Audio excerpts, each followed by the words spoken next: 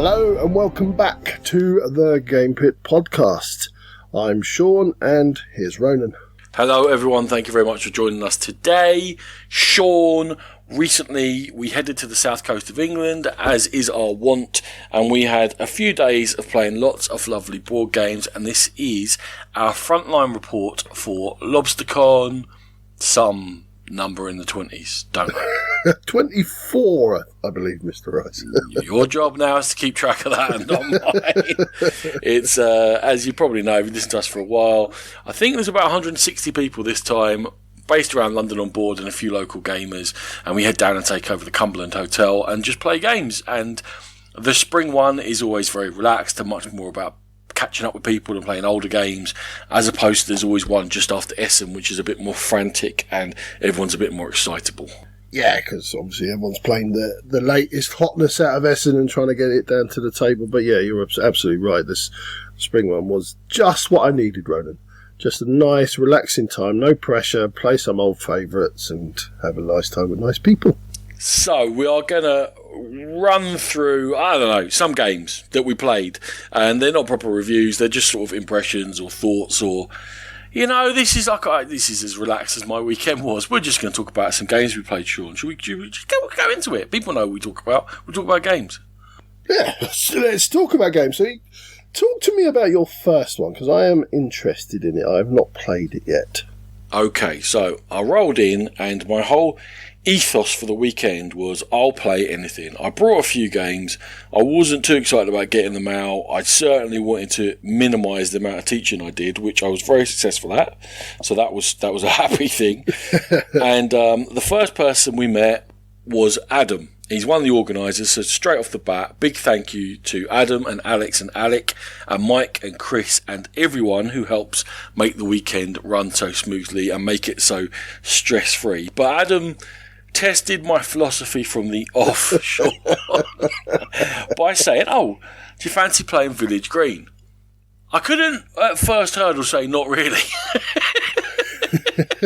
It's just a small box card game, right? It's Pier Sylvester. You are putting together stuff in the Village Green, and everyone's doing it individually, and you're drafting cards. And when I say stuff, that's because you're going to make a 3x3 grid, and you're going to choose your own scoring things, for the most part, for each column and row that you have. So you're either drafting scoring cards that say, score for every blue flower in this row, score for unique types of trees, what have you, or you're drafting the cards that fill out your grid. But when trying to make the perfect patterns, whenever anyone finishes their 3x3 grid, that's when you're all going to score individually. It's from Osprey, Pier Sylvester. It's linked to, in everyone's mind, to Village Rails, I think, and I didn't love Village Rails. Pier Sylvester, so I wasn't too sure about it. It's hard work, definitely having a big think about. It's difficult to get everything to line up. It's kind of a Pier Sylvester signature to make you work hard for what you get. It's oddly satisfying, and we played it again immediately. Oh, okay. That's not where I thought that was going. No, me neither. At the end of the day, I had a very good time with Village Green. Certainly very happy to play it again. And it's not quite good enough to force itself into, you know, you only have room for a certain number of these small, quicker games. But it was tickling along the edge. But it is a hard, frustrating fight. And it's not one of those relaxing, shorter games that you just sort of chill out and have a laugh. So you prefer this to Village Rails? Yeah, by a long shot. Well, right, lovely. We're going to move on to your next game. A little bit of a deeper episode. So, it's still with Adam, and then it turned out there was 5 of us, and everyone was still early on quite happy to play anything. We decided on Core Worlds. I thought there was more experience at the table of playing Core Worlds, the sci-fi deck builder in which you're, over 10 rounds, moving in from the edge of a galaxy, an empire that's crumbling, and taking over more and more advanced planets, and drafting in more and more advanced units into your territory. And there's a sort of a 2-layer thing where you play cards out, and then those cards that you've got played out you use to attack certain planets to score your points and generate more energy and make you generally better. I thought there was more experience of playing Core Worlds at the table. Turns out Lily was one of the players. She'd never played a deck builder before. Ah, all right. There's a little bit of a barrier. It is a barrier because I only found that out about 60% of the way through the game. So when I explained the game, But I playing deck builder was assumed knowledge. I didn't think to check that. Do you understand what all this is? Is it on me? Is it on maybe her boyfriend to tell me? Anyway, that's fine. She was doing fine, but sometimes you kind of lose direction a bit. You're doing fine, something's functioning, and then you come across the next stage of a game, and you're like, oh, hold on. Yeah, because you haven't sort of seen ahead, you haven't seen through the system. What you should be building towards, I should be saying. Like, you don't have a clear goal, So that was it. It needs repeated plays, Core Worlds, because it starts off and it's all very simple, and you're like, get starfighters, put them in, get infantry, put them in. And then you realise that if you have a bit of a plan, it's going to work a lot better for you. We played it with the guilds, whereby when you play certain cards, you put your own tokens on guilds, and you can use them for powers during the course of the game, which is generally a better idea-ish. Or you can build loads up on certain guilds and score those as points at the end of the game. And it gives you a bit more freedom and a bit more control on what you're doing. The one issue with Core Worlds that still remains is, and they tried to fix it in the Galactic Orders expansion, is if you and I are going for the same core world as each other, and they are quite a lot of points, and they are based around having different weightings between your infantry and your fleet strength, if we're both going for the majority fleet core world, let's say, to score points for all the starfighters in our deck, and you're before me in turn order in turn 9, you used to get it and I didn't, and it was a big difference on the game. They mitigated it a bit by having one off in the whole game in those rounds 9 and 10. If someone goes for it, you can put a sort of a token on it, and on your next turn, if you can take the same planet, then you both get the points for it. Yeah. And that helps a bit. But then, what about if in turn 10 the same thing happens? Because you're still ahead of me in turn order. That has never fully been resolved. I was thinking like we could use our tokens and you could claim as many as you want, but then that almost takes turn order completely out of it, which seems to go too far. I don't know. It's an issue with the game. The whole rest of it, though, is fantastic. It is one of the very first games that sort of built on the initial, we're just deck building to build a deck. We're deck building, but to do slightly more with it. And it sort of took the idea of Dominion and built on it. And if we're talking about building on Dominion, you can tell how old this game is. It's been around for a long time, but it still stands up. And I think there are strategies within there that are worth exploring. And I would just love to get Core Worlds to the table more often with the same people. And it can only, as I say, get better and better in repeated plays. So what was your gap between it playing this time at LoBsterCon and the last time you played it?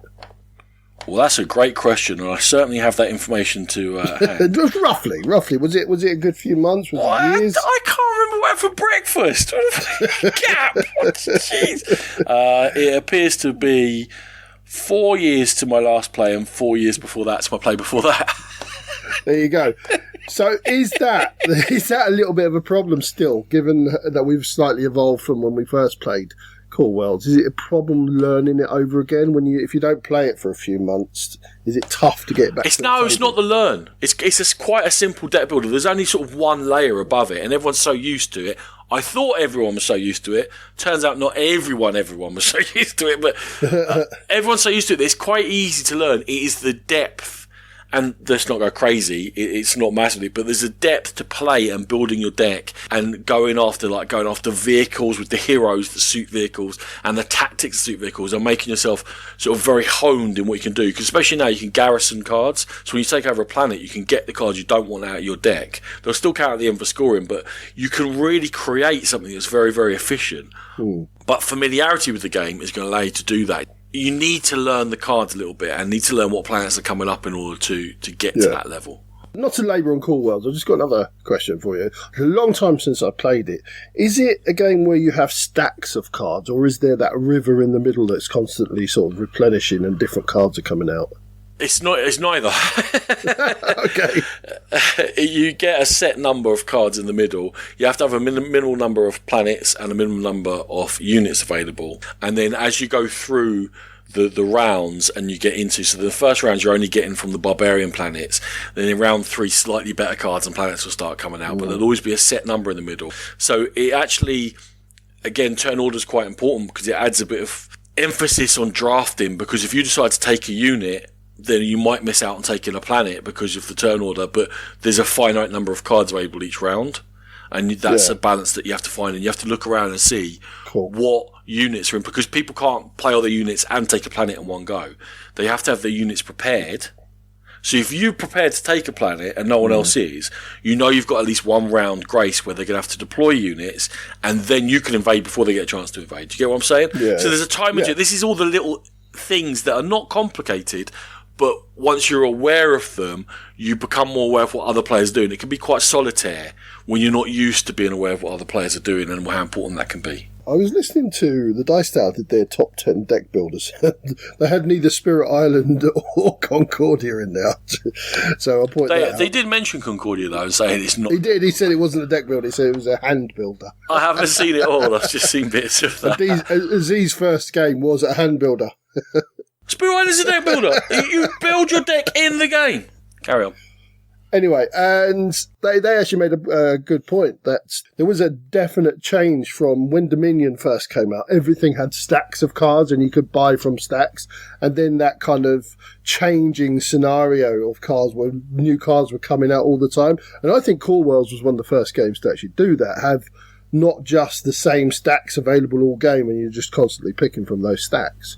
So I think it was kind of a little bit of a maverick of its time, and much more so because it doesn't have that river that everyone else followed. Yeah, I think they over-egged that. There wasn't that many cards. There wasn't that many cards with the stacks. I think it's like Thunderstone. What other deck builders had the whole stacks idea? I remember Shadow Rift had it, but that was a smaller release. I think there's always been variety in how you get cards into the game. I don't love the river. I think that something they did mention around talking about that was if you stack the deck, and this is what Core Worlds does, I think, adds that sense of pace and narrative and is very necessary, is I wish something like Ascension had level 1 cards for a certain number of rounds, then level 2 cards and level 3 cards. They said it themselves. You get like an 8-cost card come out, and it just sits there. No one can take it.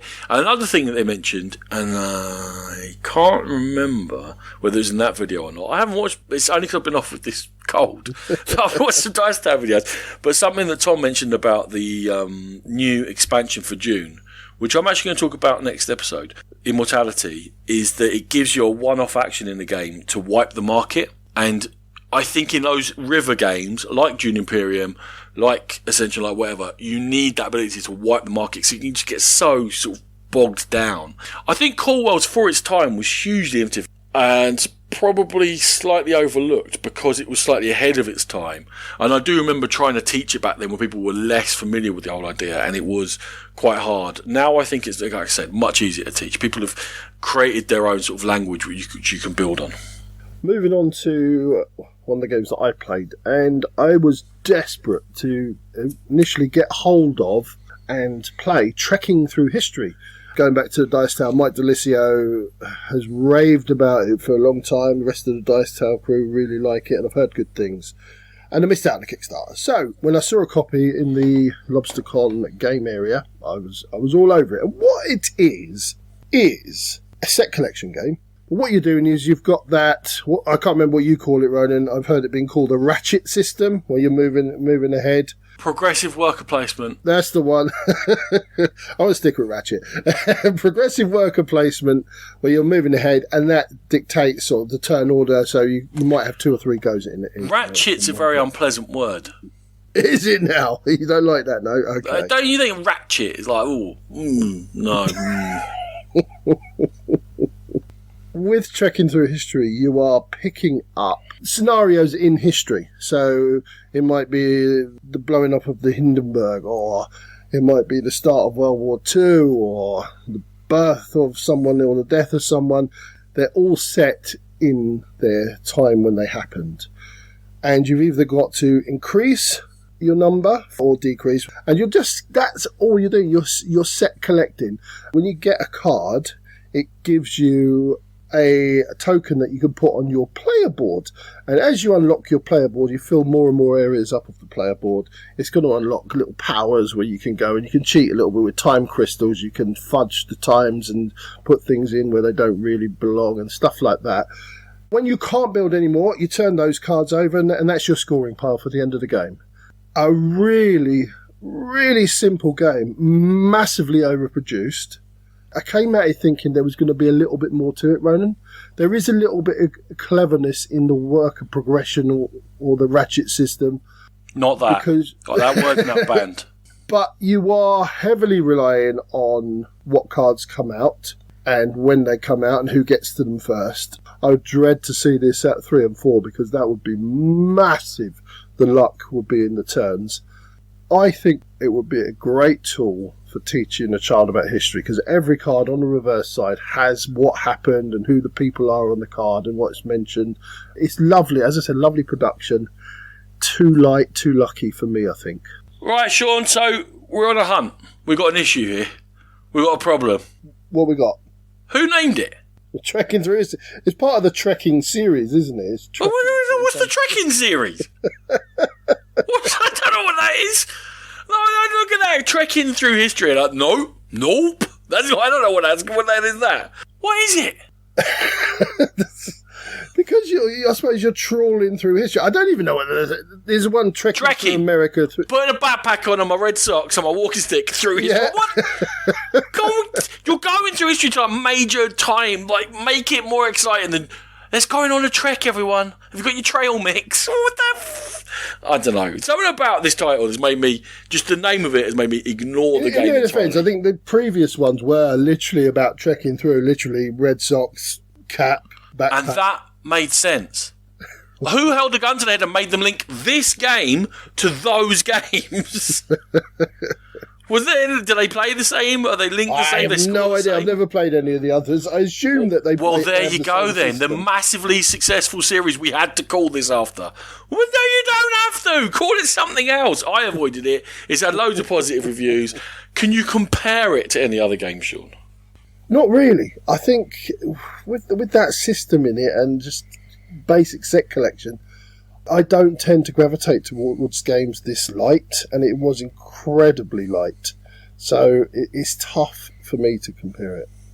Oh, fair enough. I thought you liked it from when we talked on the weekend. I thought this was going to be another positive review. It was okay. I thought it would be a great game to bring home for James to learn a bit more about history. And you. Well, and me, true.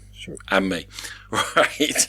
Moving on. Another quicker game, but this one's 15 years old and still criminally overlooked and underrated, and yet is also a drafty set collector, and it is called The Hanging Gardens from Dinley San. Came out from Rio Grande Games. It feels oddly modern. It's something that you read when people discuss the difference between modern Euros and older Euros, is that in modern Euros you have a lot of things where you're building your own thing. So the interaction is from the middle and then you come and build your own. Whereas in older Euros, you've got your own stuff and then you interact on the board. Well, this is an older one that's the other way around. No one's following that. That was confusing. That's fine. You're drafting from the middle and you're creating a grid in front of you of cards, overlapping cards. And there's different types of buildings on there and you're trying to get the same types of buildings together in squares. When you do that, at the point at which that particular area, so let's say we've got some green squares, I've got a couple of them, I'll draft another card with some green squares on and I lay them down, and there's rules about where you can put buildings, and it's trickier than you would hope to actually be able to lay things down and match them up. But let's say now I've got 4 green squares together and I decide I want to score that. I put one of my temples on there, I can't ever overlay my temples and I can't add to that area in. And then from the centre again, from a display of score tiles, I get to draft one of them, and there are multiple types of these tiles and they score in sets. So I'm doing sort of a little buildy and a little bit of set collecting-y. It takes about half an hour to play. Another game that I think was ahead of its time. It went over really well. It was taken on and played again by others, and it's one of those that cause a tiny little one of those chain reactions you get at cons where you teach something on the first day and someone teaches someone else and someone teaches someone else and someone remembers it. And Hanging Gardens had a little bit of a revival. It's not going to change the world, but I think that in a reprint, in a time when what it does is better received than it was 15 years ago, I think the Hanging Gardens could make itself a little name. You stole my thunder. That was literally my question. Do you think it needs a reprint from somebody? Not Renegade? Yes, I do. Good question. I played it a long time ago at your house. I think it might have even been your previous house or the one before that. So I can't remember much about it, but I do remember thinking it was a good, solid game. Someone pick it up. I think that would be a good idea. A good, solid game would be a fair description of it. Now, I talked about it being a chain reaction. What do you reckon were the games that you saw being played most over the weekend? I certainly saw The Crew being played a few times. Naturally. I saw, well, weirdly enough, or something we're talking about later, Eclipse. There was about 3 or 4 games of that going on. And there was a couple of games of Star Wars Rebellion. But I'm not very observant, Ronan, when it comes to that sort of thing. What did you see being played? Eclipse is definitely a LoBsterCon favourite. It always gets played at every LoBsterCon, at least once or twice. Darwin's Journey was everywhere. I don't know how you didn't see that. I literally didn't see it at all. There was like 4 copies, and they were being 1 or 2 of them being played at least. I saw 4 games going on at once. Wow, okay. That was everywhere. Hegemony. You're right. I did see that because it looks very stark, doesn't it? It's very blocky and stark and matter of fact. There's no real artistic license on it, and I did go over to have a look. What is that? Okay, I thought it looked quite cool. Mixed reports. Lots of people loved it, but certainly some people have reservations due to the very long game length, 5 hours plus sometimes. Wow. So, yeah, I'm interested. It's got, like I say, some people were like, that is not a perfect game, but a very, very interesting game that will take you to different places. I had another one in my head, but I forgot to write it down. If it pops up to me, I will let you know, sure. Okay.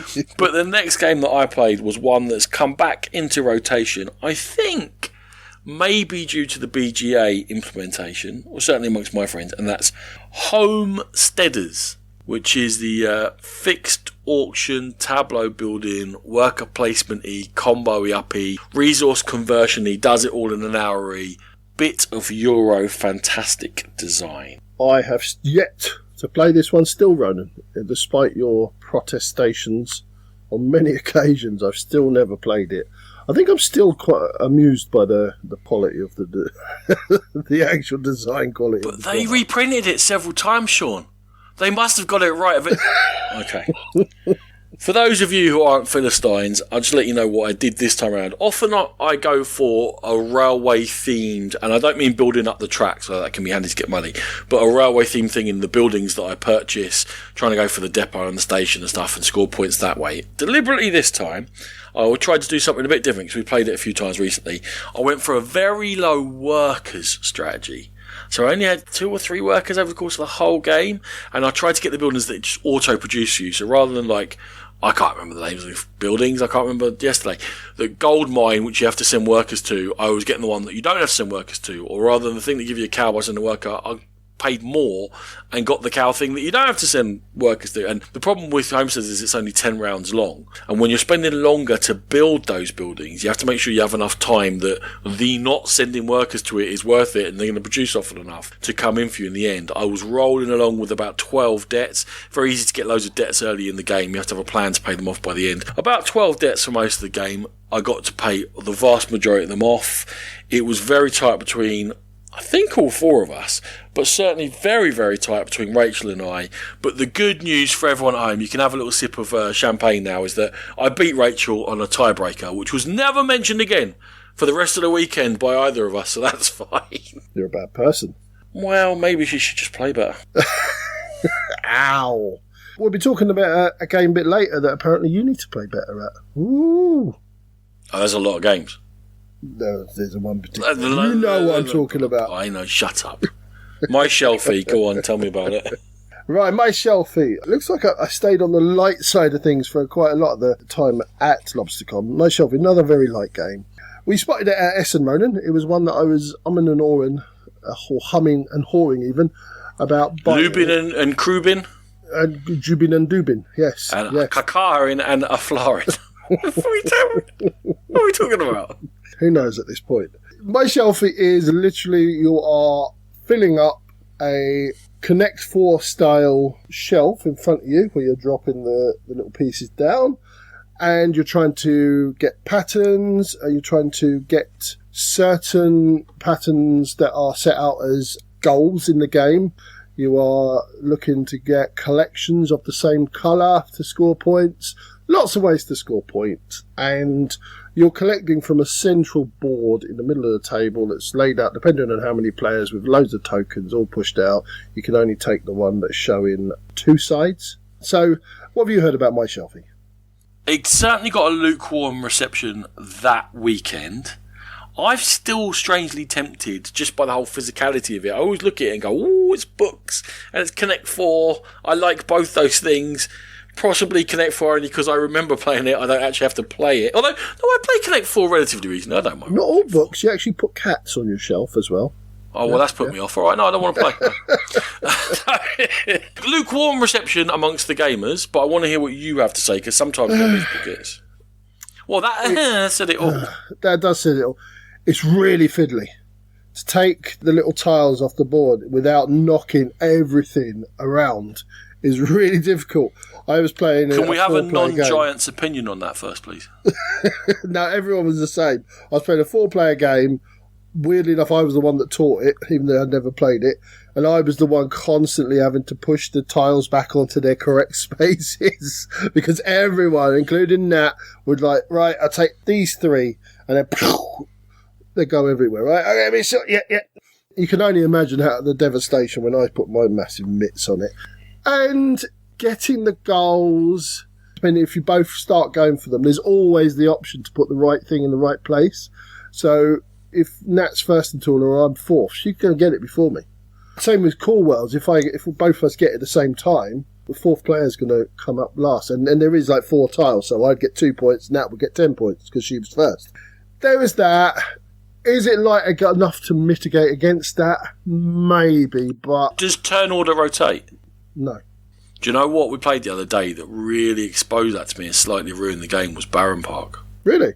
Yeah, because I hadn't realised it so badly before, but it finished first, second, third and fourth in player order because I'd do something and I'd just get the slightly worse bear for completing my tile. Yeah. If you're playing with someone with very similar ability. That's how it rolled out. And I was like, oh, no. I didn't mind playing Baron Park. I thought it was like decent, but so it can ruin a game for sure. Yeah, and my Shelfie, you can't really not have the same ability because it's so light. You decide to go for that particular concoction of tiles in a certain order, and the person 2 steps after you goes for it, you're going to get it first. So go in with your eyes open. It's a mildly enjoyable activity, I would say. That is about 50 degrees more entertaining than my next game, Northern Pacific. I'll tell you what you can do in Northern Pacific. I saw you playing this, and I immediately accused Adam of bringing it, which he deflected it over to Martin. And Martin was my second guest, to be fair. Go on, tell us about it. Notorious gaming criminal. This is what you do in Northern Pacific, Rice. You stick down a cube in any station on the board, or you put a train on the next part of a multiple choice branching path from the East Coast across to, I don't think it's the right way to the West Coast, wherever in, Seattle might be, wherever, in America. If the train goes to the place where you've got your cube, you get your cube and another cube back. If you put your big cube, you get 2 cubes back. Please tell me there's more to it, because I'm struggling to think how that's it. How's that a game? No, there isn't. No. There is, and then everyone, it is a game, it's just not a very good game. And then, you're like, what? Everyone just piles it, you're like, what? This is right. And then, there's so many 50-50 choices that you're just sitting there going, well, that didn't go my way, that didn't go my way, that went my way, that didn't go my way, that didn't go my way, I know I can't win. It's like the person's there just going, no, either way, I'll just go that way. A game of branching paths. Branch elsewhere. I was a bit frightened when Rachel proclaimed, Ronan, I won a bullshit game. That doesn't sound great. No.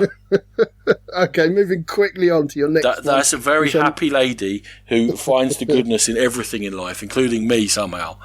And she went, no. You mentioned it already, the crew. We had a quick 7 hands of it, playing 5 players. 5-player crew is really hard. We had 4 missions. You got 8 rounds in which to win those 4 missions. Our particular thing had the captain can't win anything. And they've got the 4 submarine. Mm-hmm. They can't take any missions, rather. So they've got to win one hand. So basically you've got 7 rounds to manipulate around the table with that 4 submarine sort of hanging as a Damocles sword over your plans, knowing you're going to have to hand it back to the captain at some point. I would have sat there till now.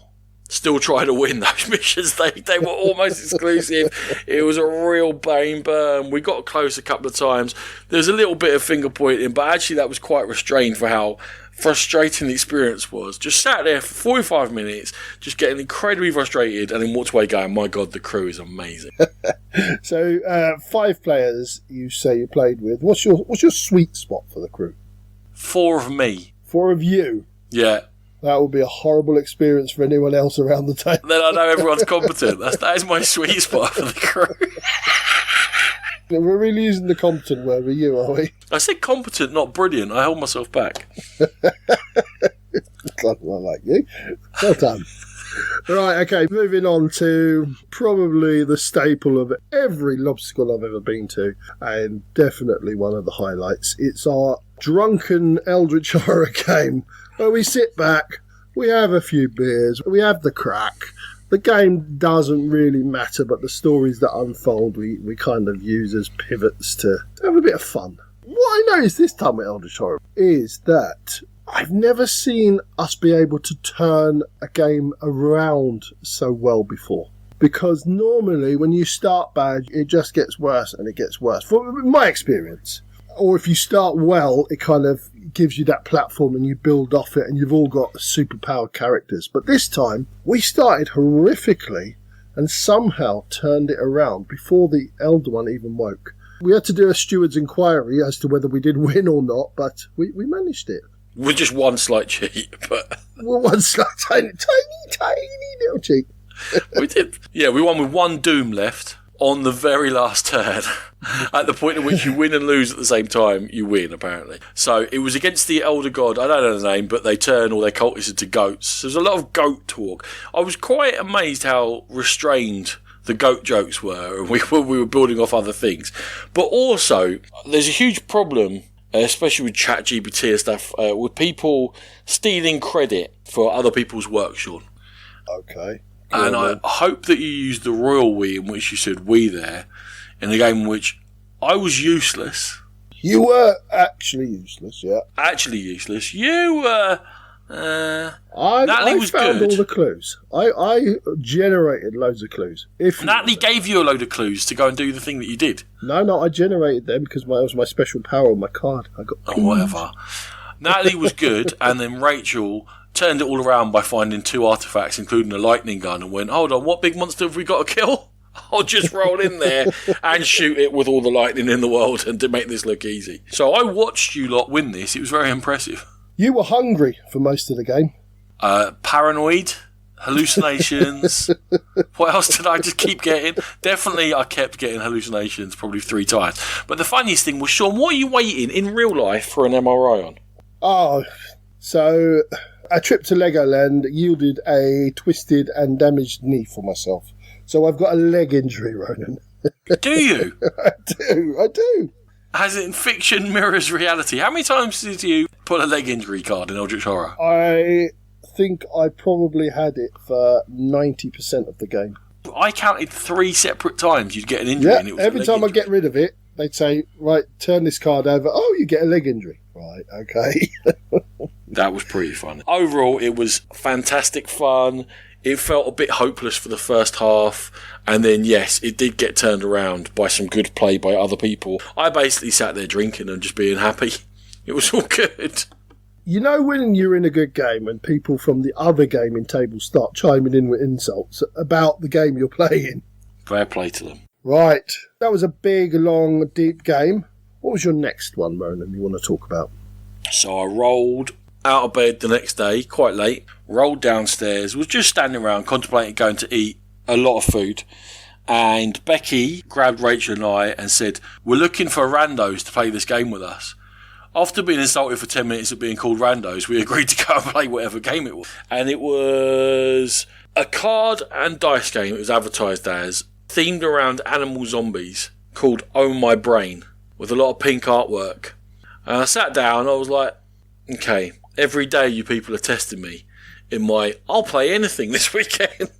It turns out it's a ladder game in which you have to play a higher value card than the card that's currently on top of the pile in the middle. Otherwise, you're going to suffer poor consequences out of that. Certain cards that you play mean you roll a dice, and you've got lives, which are brains.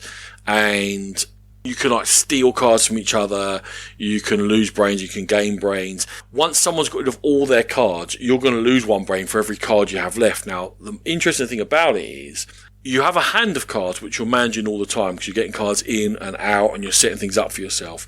But also you have what's called a graveyard, and you can constantly interact between your graveyard and your hand. And your graveyard is your last 3 cards. I don't know why it's called a graveyard, because it doesn't suggest the right sort of thing that it is. It is the last 3 cards you'll pick up once you've emptied your hand, which maybe doesn't sound like that big a deal, but provides a level of thinking and planning ahead and attempting to read where the game's going, so that you get those cards and you go, right, great, I've set myself up well here, or I've set myself up to do something particularly clever or not.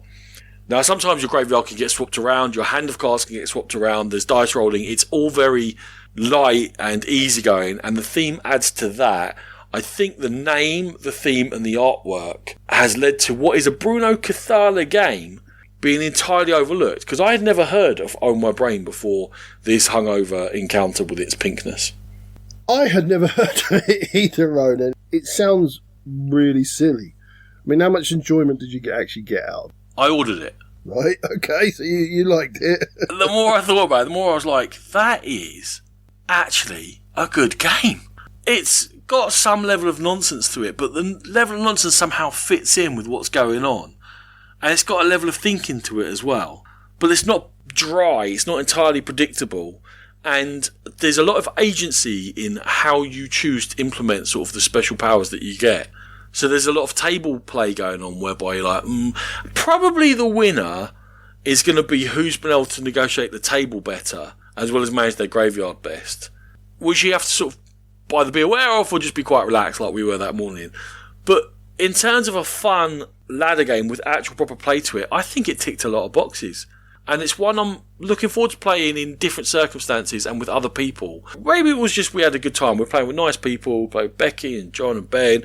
And we're just in a very happy place at that point after winning Eldritch Horror and being drunk. And we were going for a lot of food and we were going to sit on the beach for a while. It was a happy time, Sean. I've ordered it to check it out. But I was incredibly pleasantly surprised by Oh My Brain. Especially from the box cover. The box cover was awful. Was it easy to get? Because I can't even think of what this looks like. Even though you said it's Bruno Cathala. I'm going to move on to challenges. Get your phone and look on Amazon. It's there. Oh, cool. All right, fair enough. Right, check on then. Challenges. Challenges. We heard about challenges. Did we treasure hunt it? We certainly sniffed at it for Essen, and we had a good look at it while it was there, but neither of us fancied it. To be honest, the box put me off again.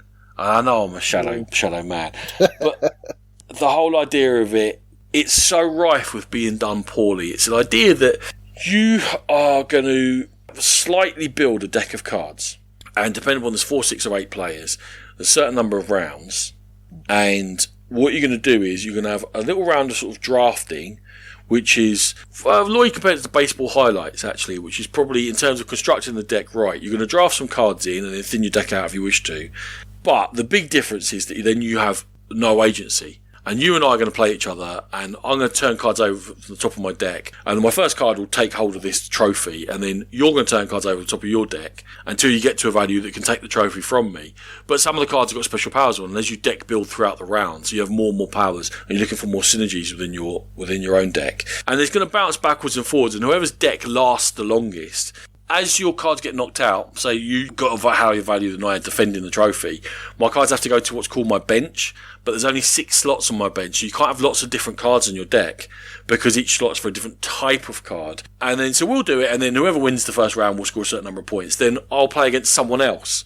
We'll have a little deck build, very little, drafting a couple of cards in, and then we'll do the same thing, just flip cards over, see who wins. And you'll do it 7 times, and then whoever scored the most points over those 7 rounds will play off in a final with their decks against each other with no more deck building.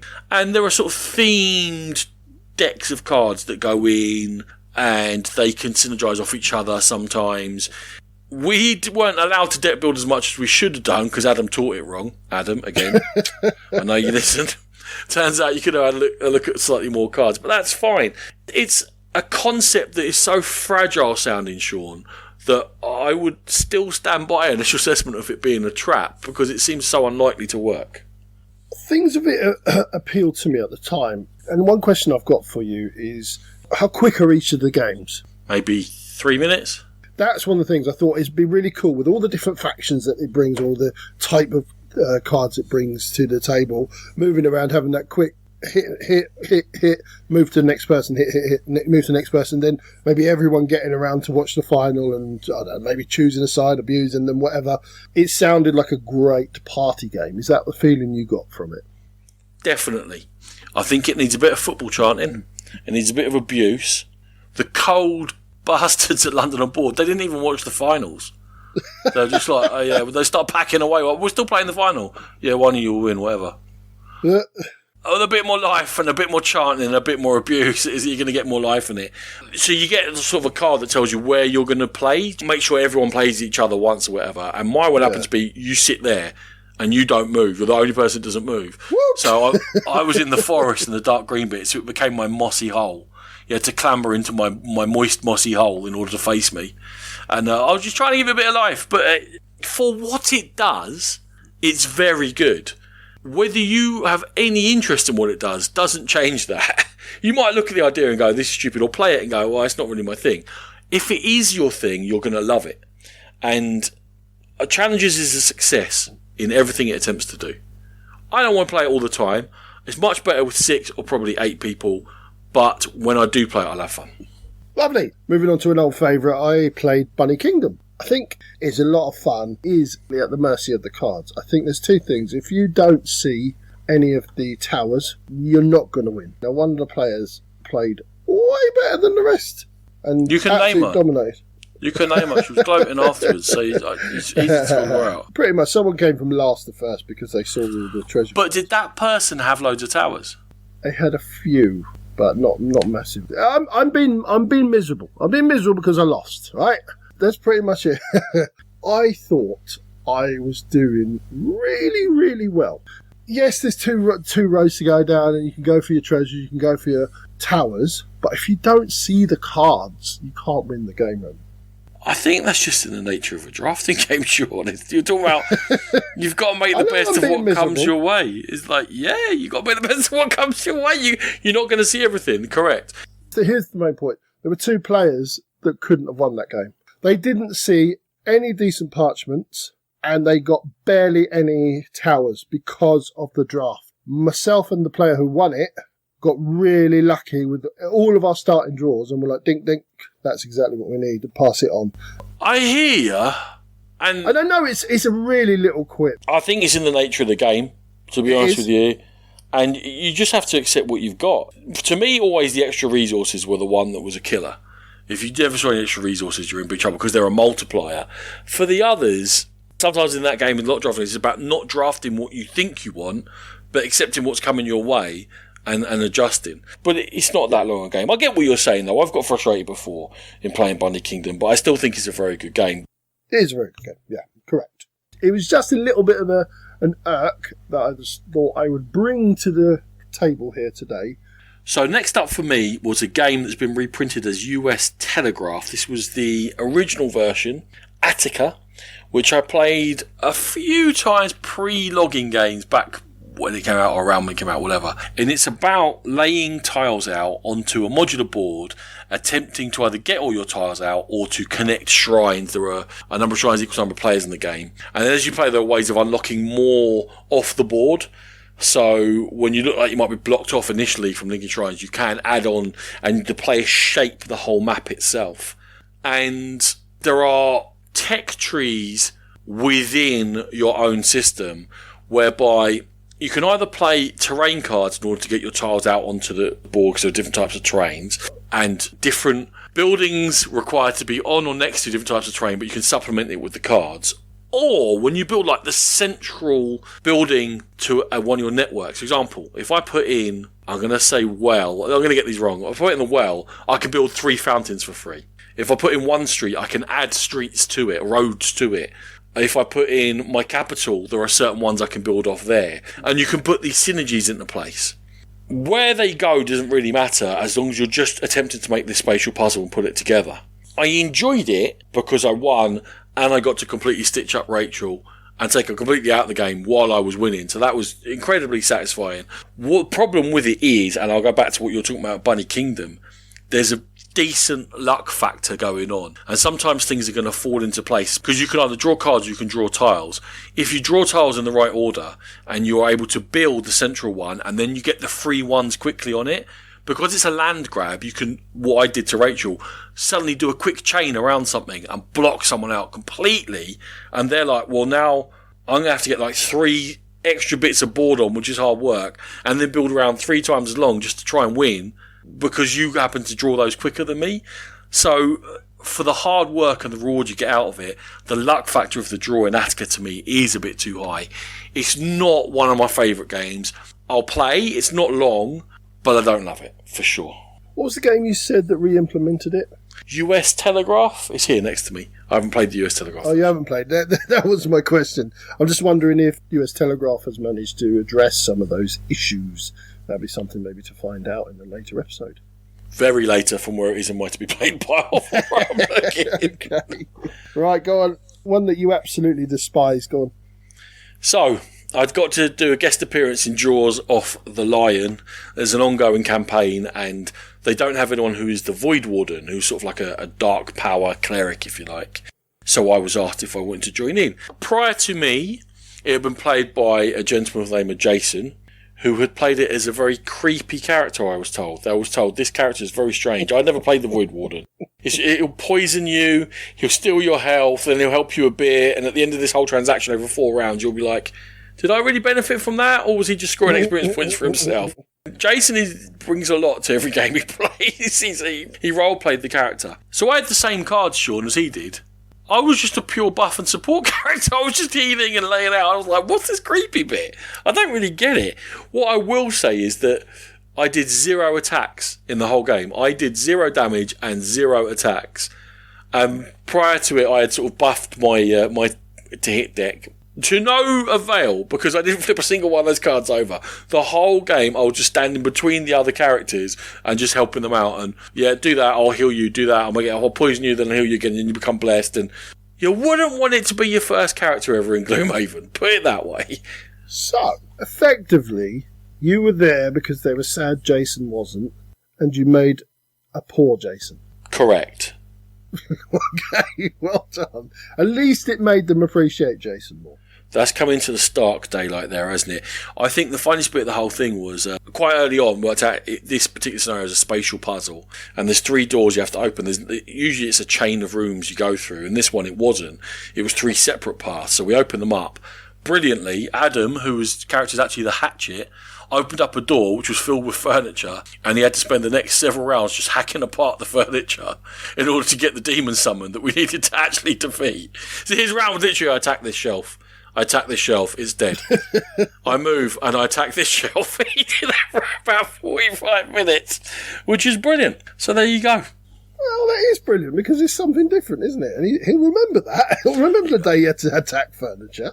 Yeah, he went for a day job in IKEA while we carried on having an actual adventure. No, well, I didn't. No. I didn't attack anything. I just watched. I think I was like the journalist, the photojournalist. Oh, you look pretty doing that. Click, click, click, click. So we played Caldera Park, and weirdly enough, I played it again with Nat and James last night. Caldera Park is a slight twist on Savannah Park, where you're placing animals onto a grid, trying to group them together in a kind of bingo call-y styley. And I said at the time when we played this quite close to Savannah Park that I preferred the simplicity of Savannah Park, but I'm warming to the weather tiles are the thing that I think really changes up Caldera Park from it. In the game, you have to place out various weather tiles. Now, the first one you can see, and each of the weather tiles will kill a certain type of animal or a certain number of animals. You've got to be careful. You can't really build around them blind unless you're going to take a risk, because you're going to be putting them out blind from there onwards. And it's a really good puzzle, but I love the interaction, Ronan, because each person is going to choose an action and you have to mirror that if you can. So if Ronan says goats on forest, I have to put a goat on a forest if I've got it. And then it's slightly variations if you don't have them. But I'm wondering where you are with this now, Ronan, because we were in accordance that we preferred Savannah Park. Are you still on that track? The decision was taken out of my hands. I know Rachel prefers Caldera. an executive command was made, and Caldera Park has survived the cull, and the beasts of the savannah have not, I'm afraid. Oh, dear. I don't love that weather tile thing. I think it can be too punishing. You can just get terribly unlucky. I like the whole system, you know that. The whole fact that you're having to mitigate against what could go wrong while also being positive and making sure you're scoring some points for yourself. It's very hard to keep all the scoring conditions of Caldera Park in mind. Of did you cover all the forest? Did you cover all the waterfalls and all that? There's a lot of thought going on while also trying to make your animal groups. There's definitely more to it. I just find that sort of weather thing, for all the thought that I'm putting into all these other things, I find it a bit too punishingly random. I think I'm certainly not clever enough to do it because I got a problem. I had a major issue with it last night, but I think if you plan it correctly, you can mitigate against the weather. But last night I was building a group of moose, and I had to, because bad planning, I had to place my group of 3 next to one of the unrevealed weathers, and of course the 3 cloud comes out, which kills all 3 animals, and it broke my chain to the waters. Hey! Yeah, see that? For the amount of hard work it went into it. Is it? Or sometimes they're just like, I've got to take this risk because you can't do everything in the game. I still like it. I think they're both good games. So I'm interested in seeing how your next one went down with the people you introduced it to. Yes, Project Elite. So I taught it once at LoBsterCon. I've taught it since then. I would say that both times I was met initially with slight scepticism on having a Cherie game with lots of plastic, with aliens and stuff, and people expecting this was going to be a very long teach, a sort of intricate, overly fiddly system with lots of stuff going on. I will venture to be so bold as to say that both times the game was enjoyed.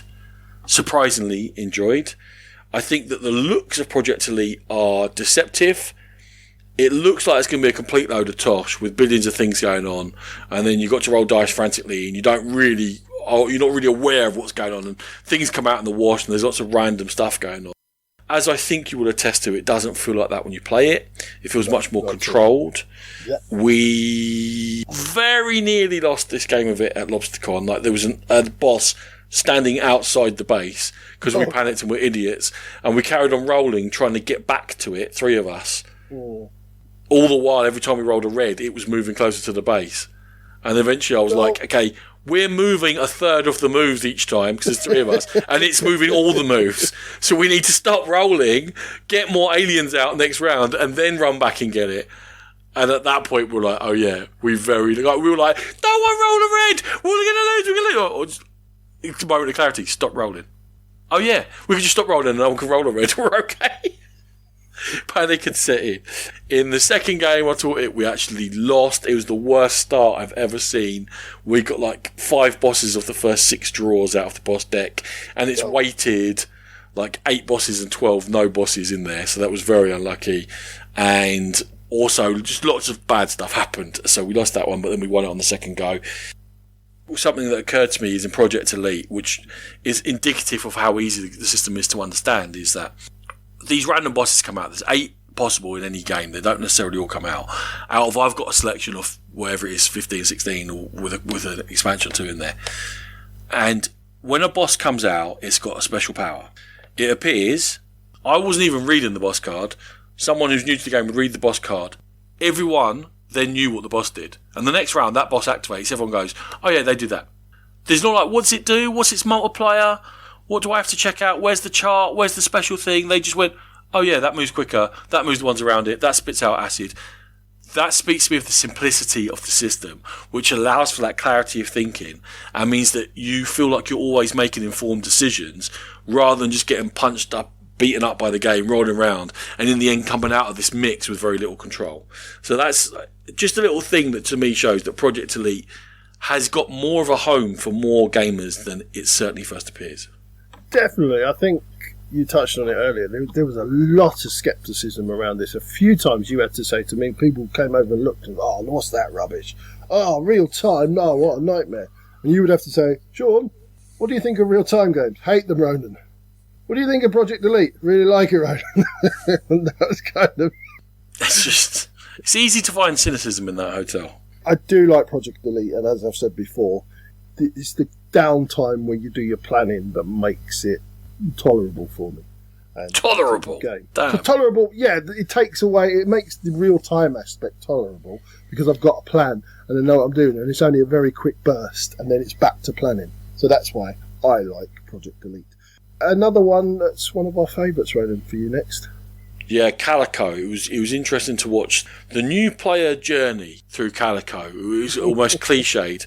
So you teach it, they get it, they go, okay, this is easy. They spend the first maybe half the game concentrating on one or two of the scoring aspects, and it goes very, very well. And they're like, this game's a piece of pish, what they're talking about. And about 50-60% of the way through, horror suddenly dawns on their face when they realise they've ignored about 70% of the scoring in the game. And what they've done has already excluded certain scorings without them even having thought about those scorings yet. And they're just like, hold on, what? And from this game they thought they were rolling through. They turn around and they score like half the points of the experienced players, and they go, either, by God, that was far too hard, or they go, let's play that again. That was, what did I do wrong? What am I doing? Okay, I need to look at the whole board all the time. And that's sort of, I do say it when I'm teaching it, you need to look at the whole board. You know, if you want to, just concentrate on one area, but be aware that will affect other bits. If you can, the more you can think about at once, I know it's overwhelming, the better off you are. And that's the beauty, I think, of Calico, is that it must be played as a whole. But it was interesting to watch the same process from another new player. It's quite funny. For me, not them. Yeah. Yeah, it's absolutely one you need to plan ahead. And I think Calico, it's in a very small group of that kind of slightly abstracted or low theme puzzle games that I will constantly turn to. It's definitely a high buzz. So moving on, a little card game introduced to myself and Nat by Chris Marling.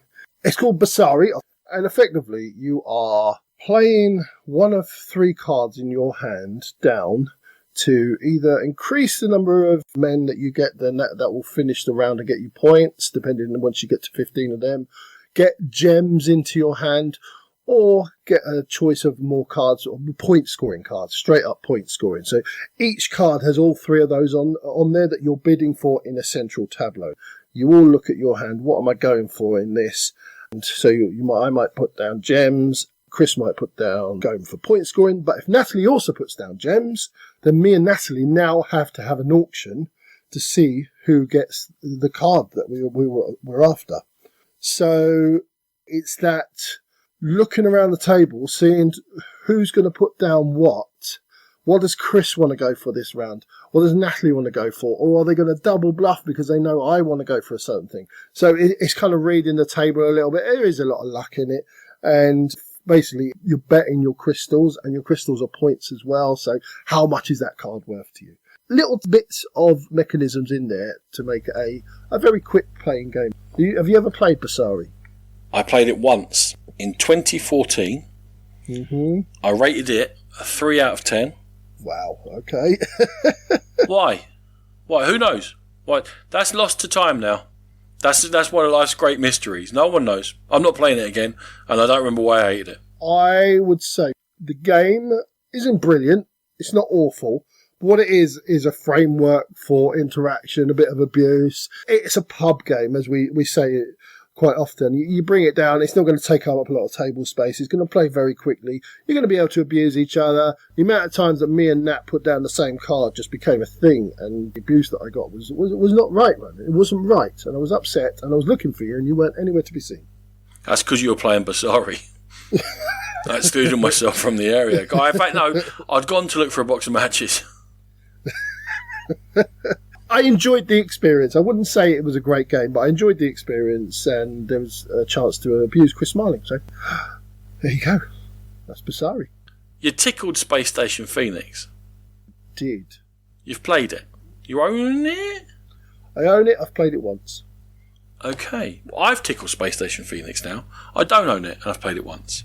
This, much like Project Elite, looks like it's going to be too much. When you get it out there, there's a whole bunch of components. There's a whole bunch of iconography. There's dozens and dozens of wooden bits that are different aliens. There is a player aid, which is a literal wall of text. And this is another one. I've played on the same table as Project Elite, which people walked up and were like, what is that? What is all of this stuff? What is going on? Blow me over, Sean. With a feather. It plays very smoothly. Cool. Would you like to tell people how it plays? It's action selection. You've got spaceships, and each of your spaceships is in effect an action you can take, but so are other players. And on each turn, you're going to move your action Duba onto a spaceship off your own or someone else's. You've got to pay more if you're on someone else's. You've got to pay a link to go on any spaceship. Each spaceship can't be revisited until the player who owns it decides to do a complete reset. In going to these spaceships, you're going to either be generating resources, you're going to be adding to your own space station, you're going to be recruiting aliens to fill up your space station to either increase your income in resources or in money which you need to spend for actions, or to unlock special powers for yourself. There's diplomacy you can do which will give you bonuses every time someone else is choosing action, which can be very, very important to get a constant drip of something in. For me, what I did was I took points every time I could. So I got up 1 or 2 diplomacy tracks, and every time someone took that, I just took the points early. Mm-hmm. And I got like a 35-point lead before we got to final scoring, and I ended up winning by about 5 points. Okay. So I obviously missed out on resources during the game, so I wasn't as efficient during the game. But I kind of looked at it, and Rachel and Ian weren't scoring points, and I was like, I don't usually do. I'm just going to race. I'm going to go for this. And also I realised that by getting to 40 points is one of the triggers for the end game. The longer I left it, those two are too good. These multi-layered Euros, I wasn't going to win that way. They're too good at making a long-term plan and then bringing it to fruition, and I was behind in that aspect. So I had to in some way force the scoring to be sooner, so that what I had cobbled together in my half-assed plan had a chance of being good enough. And luckily I pulled that off, and it was luck. So I don't think they'd let me get away with it next time. I was worried it might be completely solitaire. There is definitely some interaction there. Diplomacy drives a lot of the interaction. I think that there are very clever ways you could manipulate the game in order to make certain action spaces more or less viable for people, and more or less available.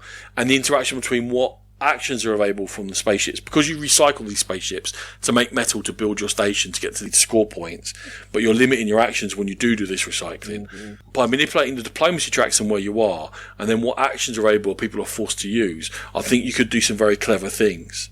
There's a lot of variety, hence this wall of text player aid, which you only actually need to refer to 1 or 2 things on there. It's just not very well presented, but it is useful. I saw a large amount of potential in Space Station Phoenix. I'm on sort of a moratorium of buying any game that's not brand new, just because I have so many older games to play. But this one is testing my patience with regards to that.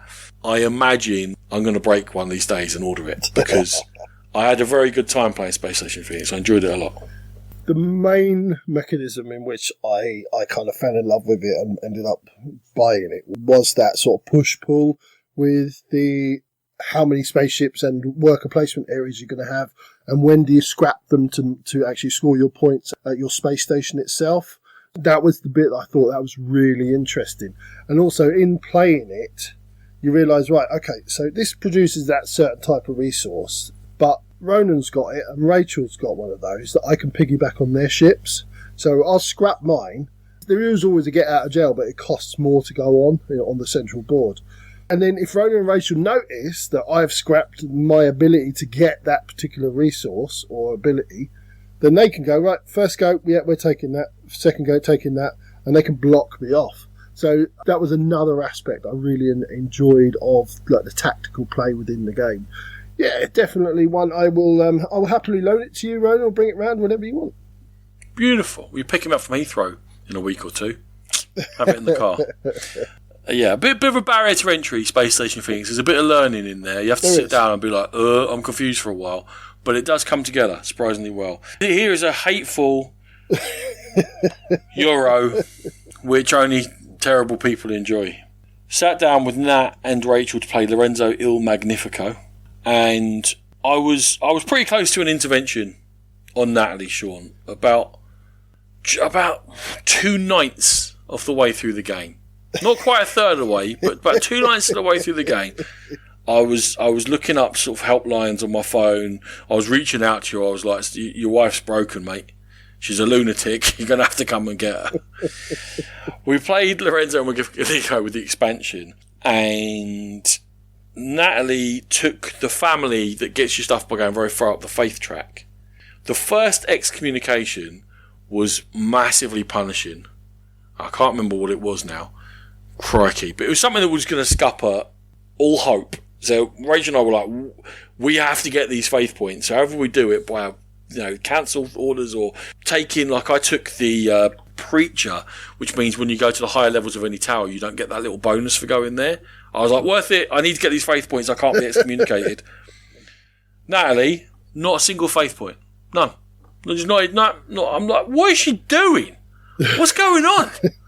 And right at the point at the end of the second round out of 6, when you have to have a certain number of faith points or the church will excommunicate you and you'll get punished, we had leaders. And Natalie just popped a leader down and said, I can't be excommunicated. Because when you pay not to get excommunicated, your faith points reset. You score a certain number of points, they reset. She had gold tiles right the way at the top of the faith points. Once she had that leader in play, she's never going to get punished, but also she could just build her faith points up through the whole rest of the game. And she did. And she triggered all of her bonuses on the faith track. And she played like an absolute demon. And she smashed us. She may have mentioned it a few times. She did. She was very, very proud of herself, and rightly so by the sound of it. Question for you. I have never, ever played with any of the expansions. What do they bring to it? Would you recommend them? I'll tell you what they bring to it. I took the expansion thing that meant that all dice were 5s to me. And then those 2 witches rolled about 28 6s on about 29 rolls. So my family was literally useless. That's what it brought to me. It brings a interesting sort of reverse auction.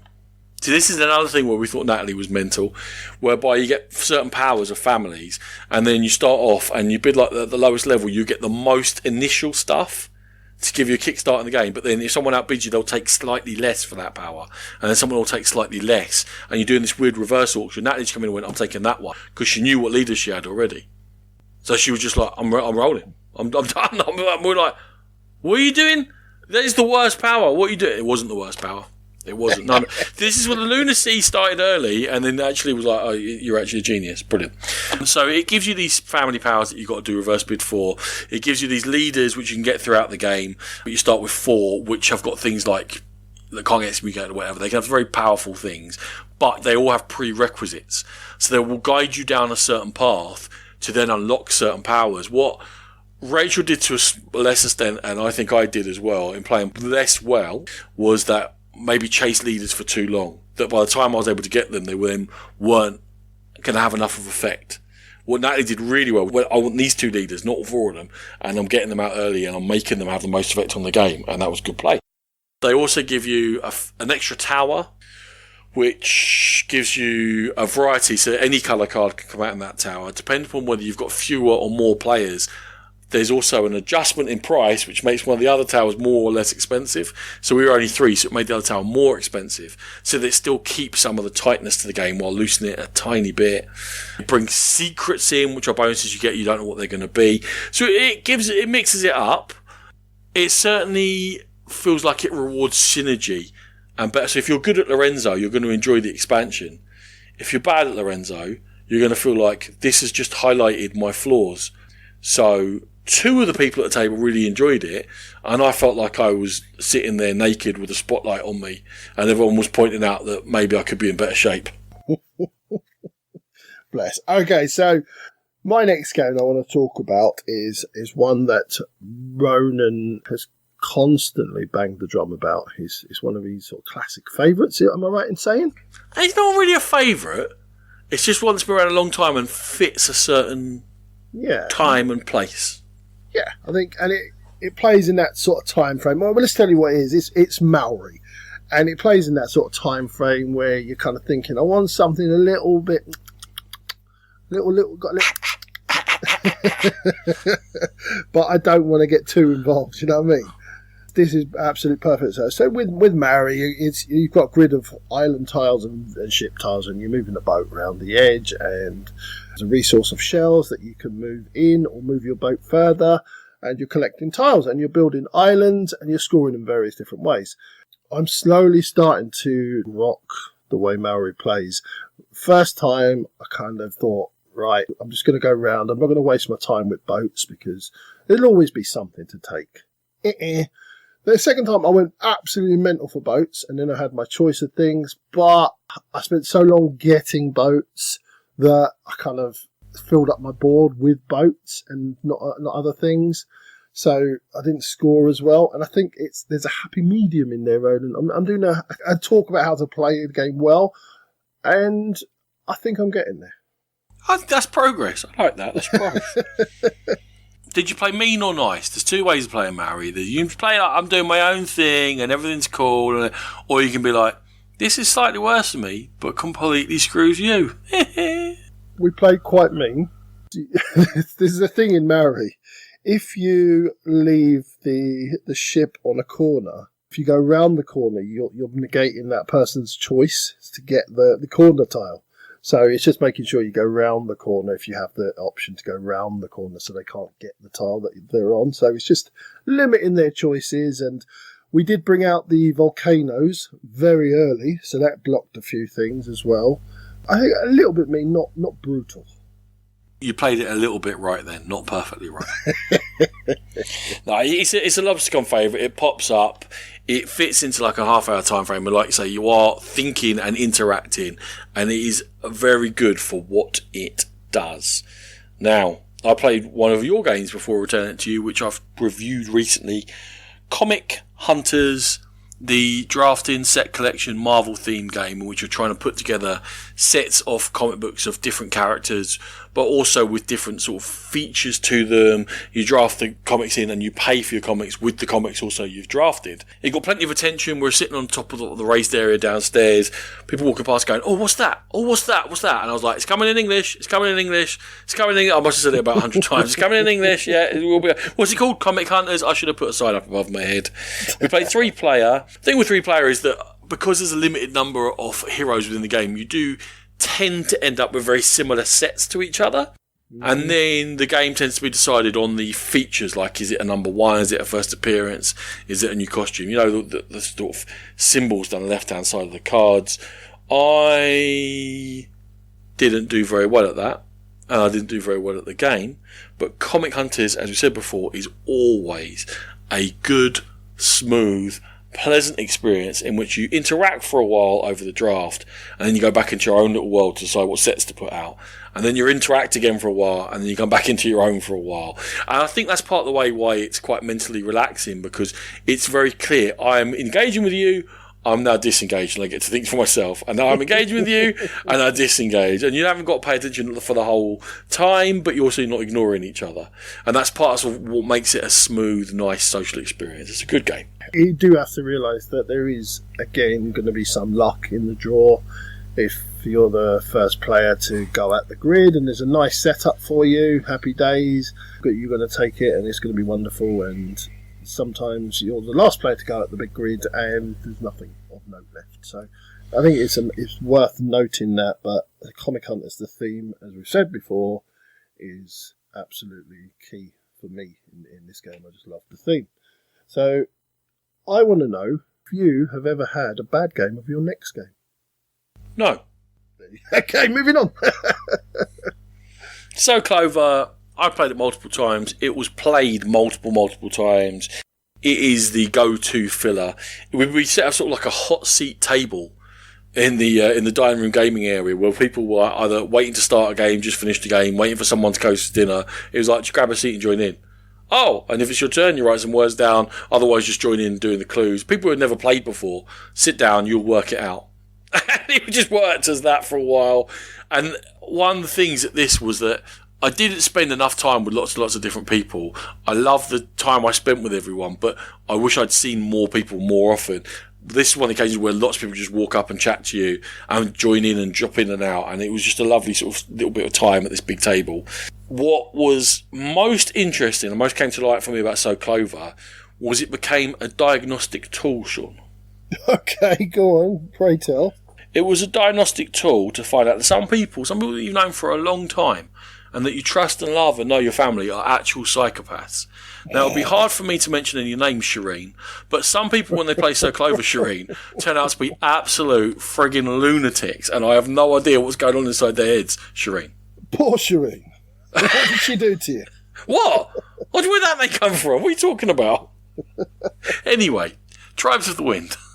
Tribes of the Wind, yeah, it's another one of those games that I've been kind of keeping my eye on, wanted to try before I sort of took the plunge and buy. And again, I had the opportunity at LoBsterCon to play it. So what Tribes of the Wind is, it's a game where you are trying to clear pollution away, put out machines and build villages and do nice things. And the way it's driven is you've got a player board, it's full of pollution, and you've got to clear that player board before you can put tiles down and villages down. To do that, what's driving it all is you have a set of cards in front of you. There's 4 different colour cards, and each of them will target towards a certain power, whether it's getting more workers onto your board to build the villages and the wind turbines, etc., whether it's clearing that space, whether it's taking more cards. In that lies an issue that I had with the game, in that all the cards will say, so if I've got a red card and it says, right, if you have more red cards than the other players combined, then you can take the action. There's normally a better and a worse action to take. Another one might say, if you have less blue cards than everybody else combined, you can take this action. Too often we found that we couldn't play any of the cards in our hand. Now, there is a get out of jail. You can spend 3 cards on your tableau to take a token on the board and place it on the board. But that happened too often. And we were getting to the point, where's the get out of jail card if we use all of those? That was my first issue with the game. What have you heard about it? Well, mostly not great vibes, and then occasionally some people who adore it.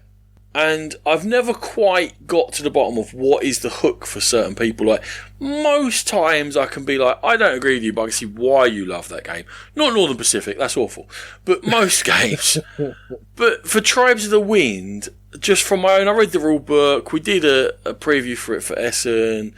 I've been adjacent to it. Rachel's played it, you've played it. It's been played at the next table to me. I never saw anyone having fun.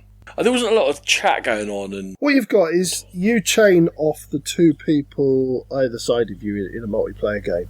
We played a 2-player game, so there is the card draft in the middle becomes also the second player that you would chain off in terms of, have I got more cards or less cards, or is there exactly this amount of blue cards out there? And even with that problem, let's say that problem didn't exist, because there was the get out of jail card, and we never quite maximised it.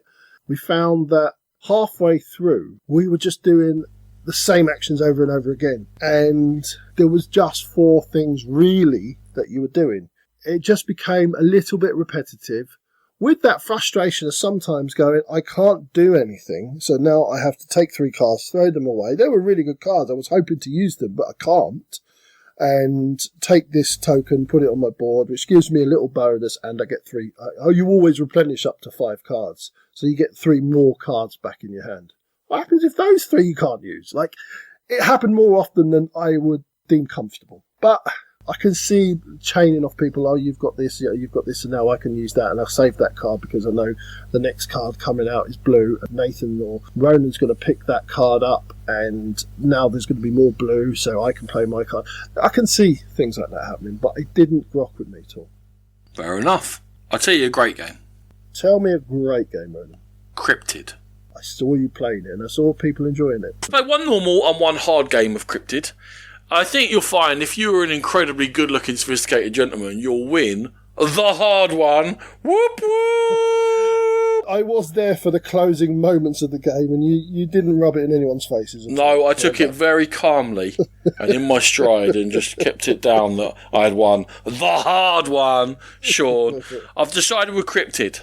So in Cryptid, everyone's got a clue, and it's a very abstract thing, and it tells them where an animal can or cannot live on this modular board of different terrain and different animal types and different structures and stuff. And between the clues, there's only one valid hex on the whole board which suits everyone's clue. And you don't know everyone else's clues and you're trying to work it out. The only way to work it out is from their yes-no answers, where they'll put cubes down, say it can't live here, and they'll put a disc down, say it could live here according to my own rule. And you're trying to get everyone's discs in one spot. You say, I think it lives there. If you get everyone's disc, you've won. Great. Ignore the people you're playing with, Sean. Right, okay, yeah. I'm ignoring them. Yeah. They don't matter. I don't care about people. They're dead to me. All the information That's is your on the board. philosophy in life, isn't it? Well, yeah. Well, there you go. Look how happy I am. All the information's on the board. It doesn't even matter whose cube is who. It doesn't matter who's asking the question of who and why. I don't care. I've decided. You've got to cut the noise out encrypted and just look at the board, because all the information is there. And just by looking at the board, I didn't even know who was red and who was yellow and who was both types of blue that are the same. I didn't know, and I didn't care. I just looked at the board, Sean, and I became very zen, and I became in the moment, and I almost transcended into a different mental state of just going, I don't care who you are, stop talking. Just put cubes down, and I'll work this out. I called out all the rules without having a clue whose rule was which. And that's how I won. Afterwards I was like, yeah, it can't be within 2 of Cougars. It's at least 3 within a black. It can't be on blue. I had that it couldn't be on that. And I know that these terrains are excluded. I don't know who excluded them or how, but I know that somehow. And they were like, you got all the rules without getting all... Well, how did you just do that? Mate, it was a different level. It was like high-level Buddhism going on. It was like some Shaolin cryptid went on. I just want to say I'm awesome. Let's move on. Cryptid. Almost as good as I am. Still never played it, and yeah, well done, Ronan. You're the best. Thanks, man. Thanks. After the severe beatings I suffered at the hands of people that weekend. Right, Concordia. Yes. It was very high up on your list. It wasn't on my list for top 100. I love it. Love it.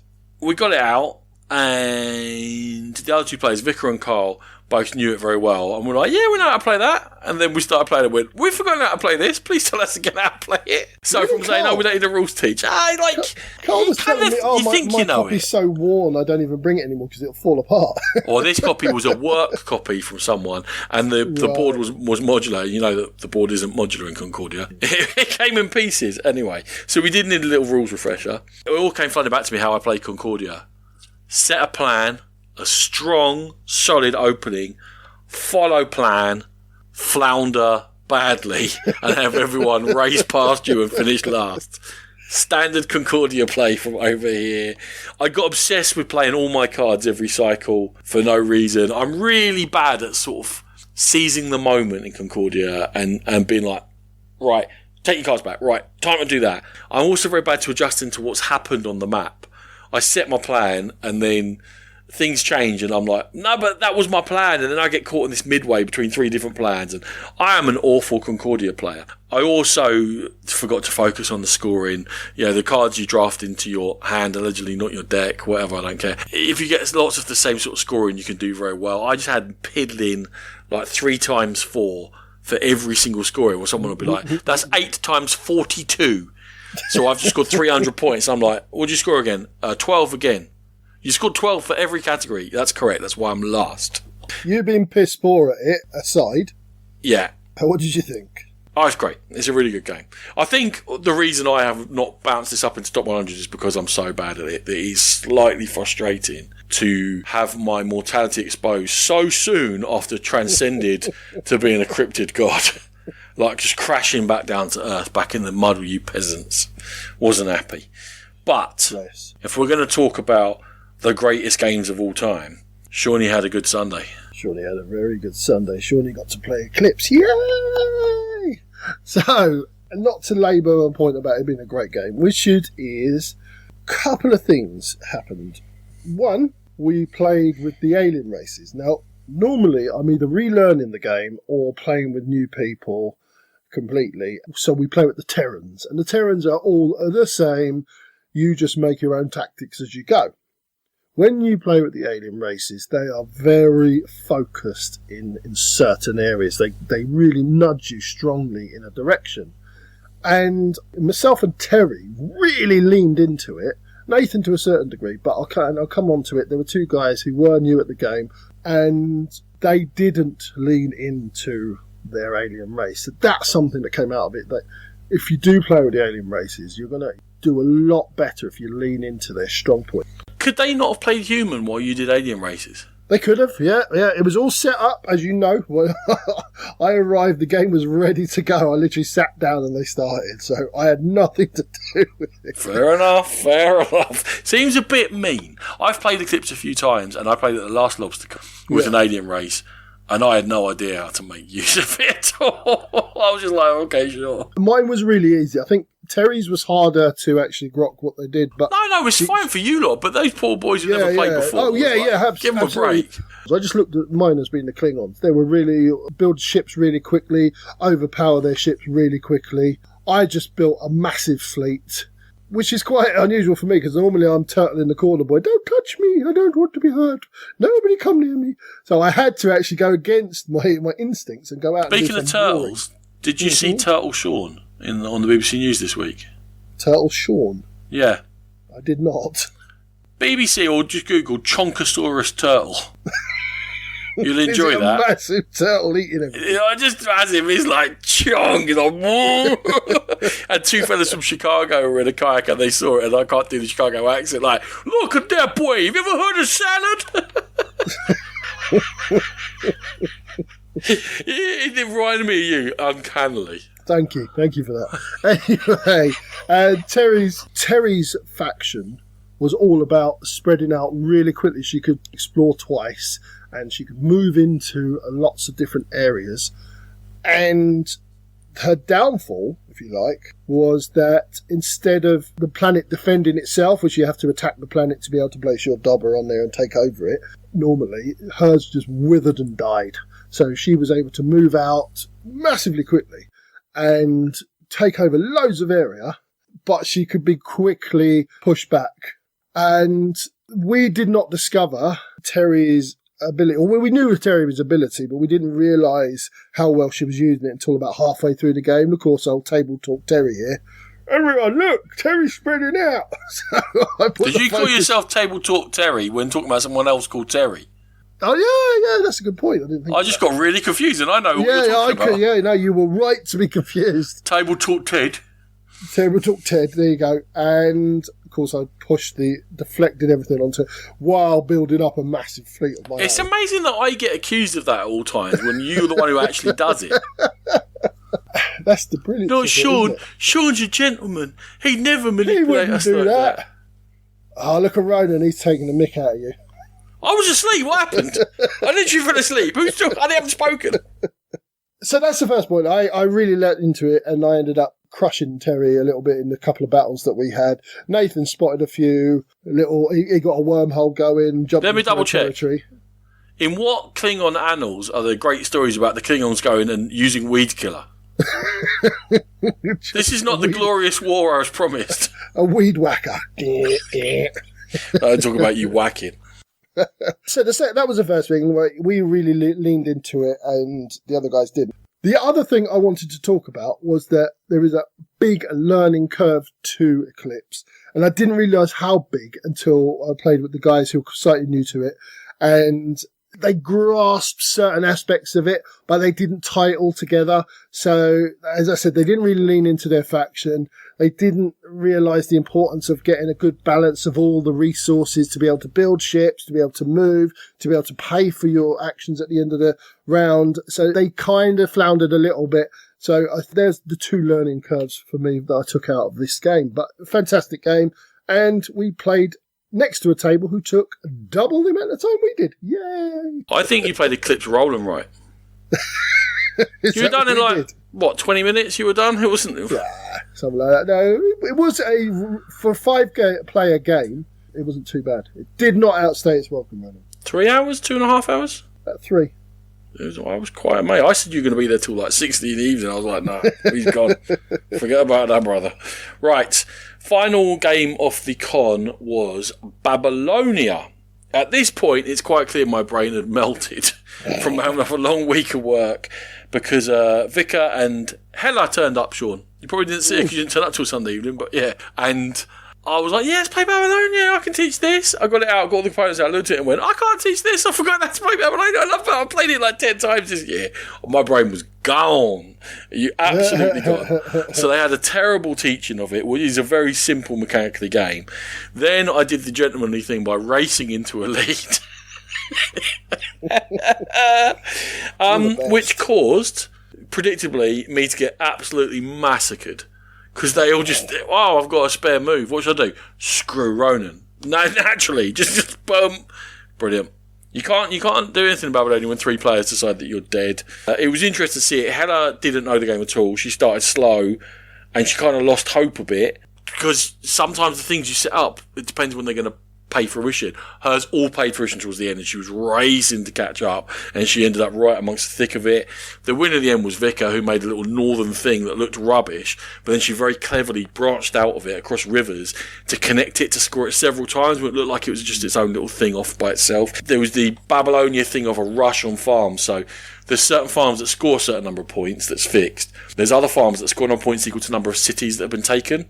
So that in every game there's a tipping point where someone grabs one of those farms and everyone else goes, they're worth 11 points now. Wow. And that was quite funny to see that it just, because it kind of disrupts all sorts going on the board where people are like just grabbing. You're like, oh God, that's changed a few different things. It is a fabulous game. I think they all enjoyed it despite the terrible teach. If you're listening, you're probably not. I'm sorry, my brain was just gone. And I also felt slightly violated by the amount of abuse I was getting from 3 sides as I was definitely ganged up on. My mind has gone a little bit blank here, Ronan. Is Babylonia a fairly recent one by Knizia? Yeah, it's the one that's akin between Blue Lagoon and Samurai sort of thing. Yeah, where you have farmers and you've got different nobles and you surround ziggurats to give you powers. That's right, yeah. Or connect cities to different, like your nobles come in 3 types, yeah. So it is just dropping discs on a board, attempting to make sort of connections in order to maximise your scoring. Like I say, mechanically very simple. I made a dog's dinner of it, but it is, and it's in my top 100 and it was fabulous. It's going to be evergreen. I'm going to be playing Babylonia forever. I think it's a very, very good game. And very good. I had a very, very good con. I had a very good con too. It was very chilled out, very relaxed, good food. I spent time with good people, and LoBsterCon, it's a great time. It's the best. And honestly, amongst all the good games, possibly one of my favourite times was after that game of All My Brain, going to the diner, eating far too much food in the diner, and then just Rachel and I going and sitting on the beach and just like people watching and chilling out in the sunshine for a while. It was just great. So, Sean, thank you very much. Ronan, thank you very much. And thank you all for listening. This is the Game Pit Podcast, and we are very proud members of the Dice Tower Network. Go there and to the Dice Tower itself for gaming goodness galore. If you wish to catch us on social media, we're on Facebook, we're on Instagram, and we're on Twitter. And if you want to contact us, please do. We do really love to hear from you, but not a lot of people do. So contact us, ask us questions, talk to us. We are thegamepitpodcast@gmail.com, and we've also got a guild on Board Game Geek. Thank you very much for listening to The Game Pit. Music by E. Aaron.